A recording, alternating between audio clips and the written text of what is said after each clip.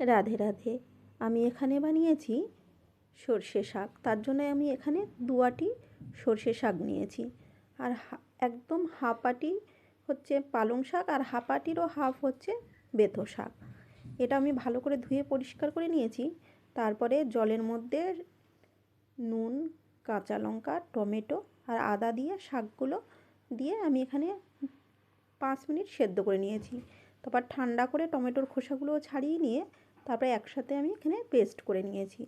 এবার কড়াইতে সর্ষের তেলে জিরে, শুকনো লঙ্কা, তেজপাতা ফোড়নে দিয়ে তারপরে ভাজা ভাজা করে বেসনগুলোও আমি ভেজে নেব একদম কম আঁচে।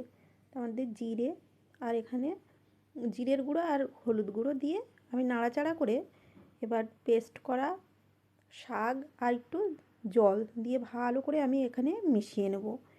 মিশিয়ে নিয়ে এর মধ্যে আরেকটু পরিমাণ মতো নুন দিয়ে আর মাখন দিয়ে আমি এখানে 1 মিনিট মতো ফুটিয়ে নেব। নিলেই রেডি সর্ষে শাক। নমস্কার।